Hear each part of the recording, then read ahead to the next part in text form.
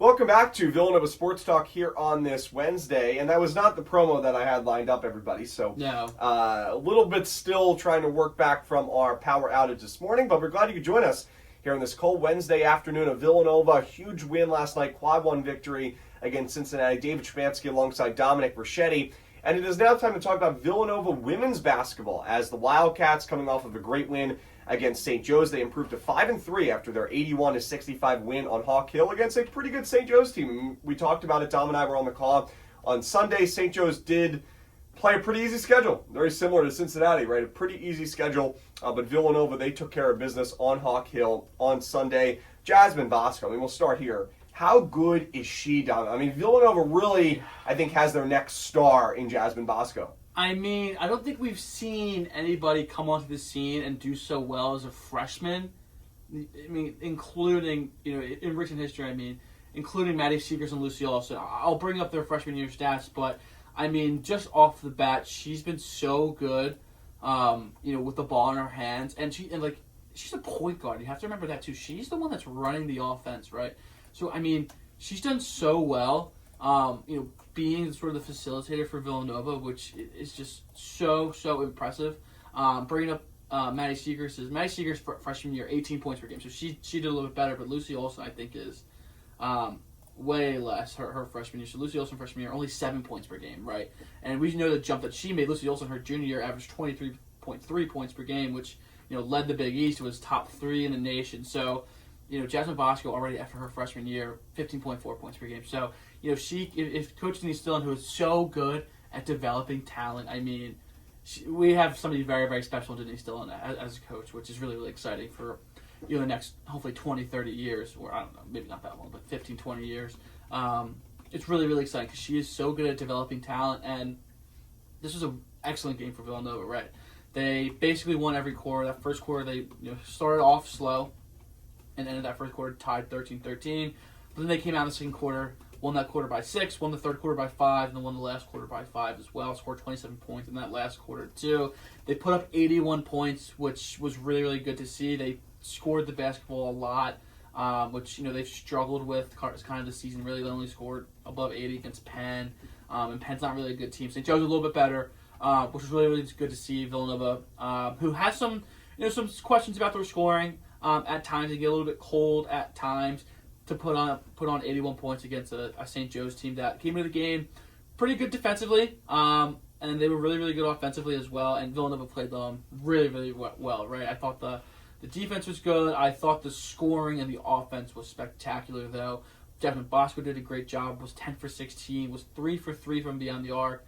She played fantastic. I thought Maddie Weber did a good job in her, she's having a iffy season, I think, thus far. Her, field goal percentage isn't as high as, she would probably like it to be, but she still finished with 18 points, 5 for 12, hit 2 big threes.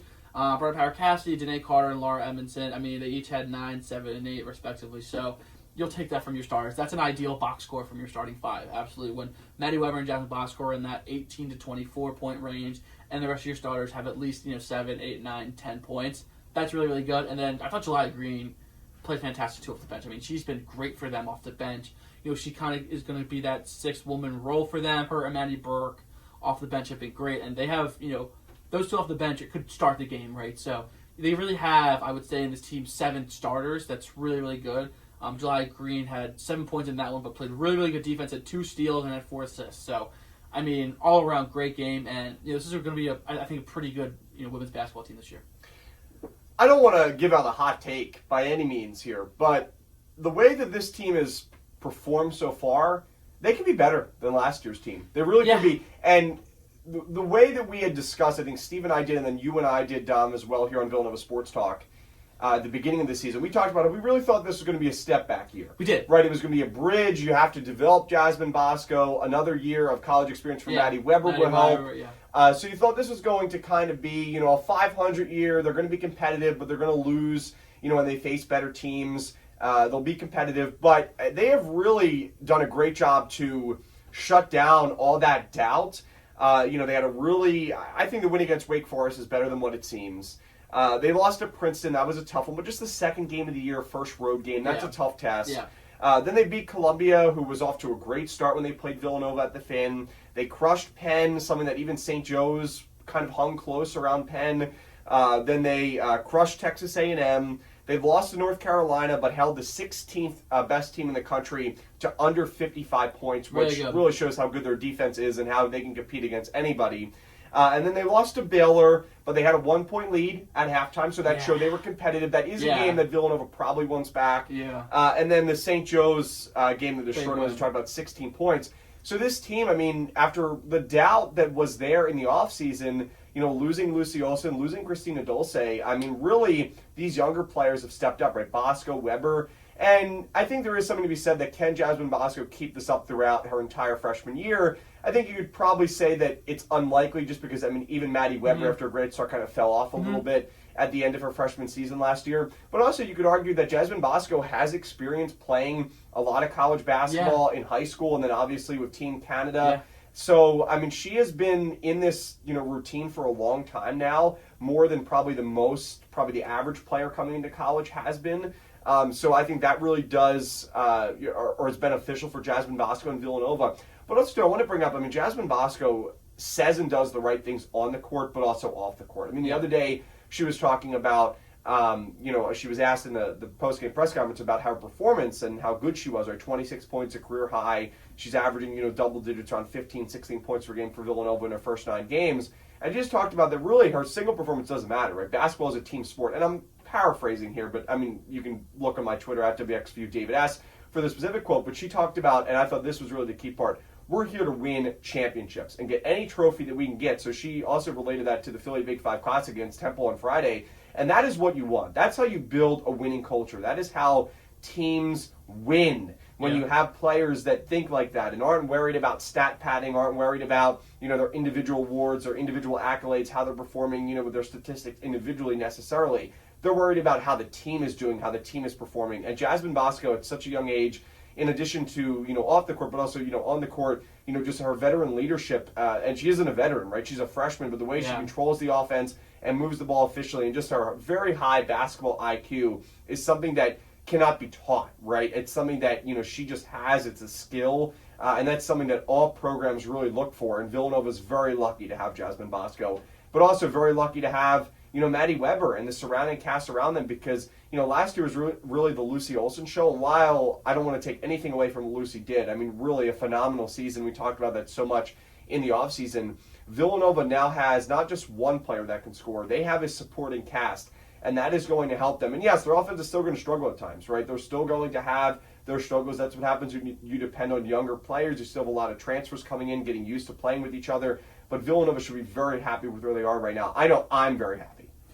Absolutely. And, going back to last year a little bit, it was if Lucy Olson was cold, Villanova was cold as a team. And, we've seen sort of a different look team this year where it's, there's not really one woman that's going to, score, 30 points a night or, be sort of the sole number one option. I mean, honestly, I think, Bosco scores a lot, but, her and Maddie Weber are kind of, I would say, equal in terms of, how Villanova, I think, views them as, offensive weapons, right? I think they're, comfortable with both of them being the, number one option, right? And that's sort of the vibe you get from this team, that anybody can score the basketball. I mean, Danae Carter has done a fantastic job as well, offensively in recent games. Once Laura Edmondson sort of moved to that starting lineup, she had 8 points against St. Joe's, 13 against Baylor. She had 14 against A&M, 16 against Penn. I mean, she is lighting up the scores. She,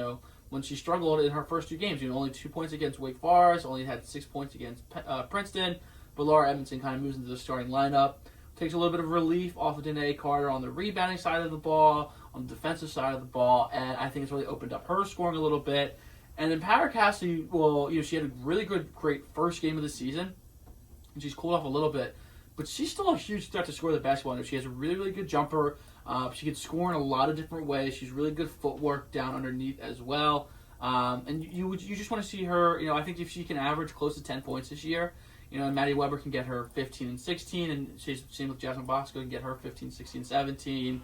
It's a really good basketball team. I'm excited for them to get to Big East play, where They'll really meet some challenges because, the next 3 games for them, Temple, Fairfield, Delaware, and then James Madison, 4 games, I guess, should all be wins, right? And then they jump into St. John's on the 21st. And that's where the real test starts. And they have UConn on January 5th, which is, basically a month away. So, the next 4 games for Villanova should probably all be wins. And then they play, Big East. And, these are games they could probably win against St. John's at Seton Hall. But I'm really excited to get to these first 2 games of the Big East. Because you kind of see the most even opponents they'll probably get, since the beginning of the year. But they had that great, I think one thing we haven't really talked about yet is how good that tournament they went to. I think they were in at Battle for Atlantis. That really helped them out. I think, that kind of, I think, gelled them not only as a team, like in terms of chemistry, but also I think they played a really good competition and sharpened some things.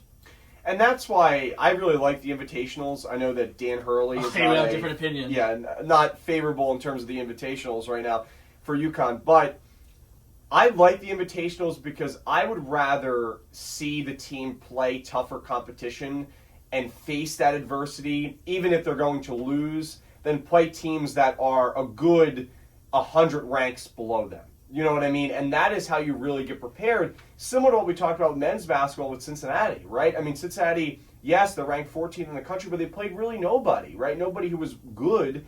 And Villanova, with the resume that they had, now the Villanova schedule was super tough by any means in men's basketball, but they played a tough Maryland team. Virginia, was competitive. Same thing with St. Joe's. Columbia could battle a little bit. And that had them much more ready for the contest last night. And for Villanova women's basketball, it's the same thing, right? You play a top 20 team in the country in North Carolina. You play a top 30 team in the country in Baylor, who is ranked top 25. As you were playing that game, they were ranked, and then they were taken out of it after they lost the previous night, I believe, against Indiana.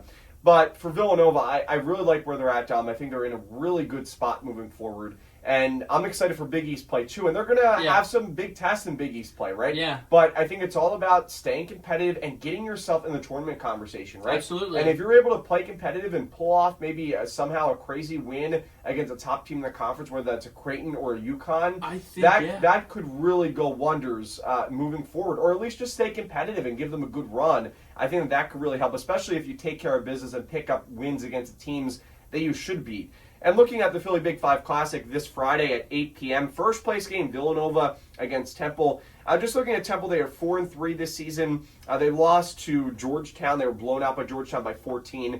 That's a team that Villanova is better than, so you would think that this should be a pretty easy win for Villanova. Temple's wins have come against Delaware, VCU, Drexel, and LaSalle. They got past Drexel in a game that was 52-43, and then they got past LaSalle 73-68. But Temple, their defense can play a little bit, so that is going to be interesting to watch how Temple's defense does against Villanova's defense. But in terms of their scoring, I mean, Temple is worse scoring than really Villanova is. Yeah. You just look at their top scorers. Tiara East is their leading scorer. She's their only scorer, averaging more than 10 points per game. She's averaging 15. She's shooting, though, just 37% from the field, 28% from behind the arc. So, she's not a super efficient shooter. She has to take a lot of shots. And then really after that, not a whole lot for this Temple Owls team. They're averaging just 61 points per game. They're shooting 35% from the field, 29% from behind the arc, and just 68% from the free throw line. And they also turn the ball over at a really high rate, 16.5 turnovers per game. So, Dom, I mean, this, you don't want to jinx it by any means, but this should be pretty much a walk in the park for Villanova to bring home the Philly Big 5 Classic championship. That's huge. The first ever Philly Big 5 Classic for women's basketball. And it will be great if Villanova can do that at the Fan, right? Take care of business, defend your own house at 8 p.m.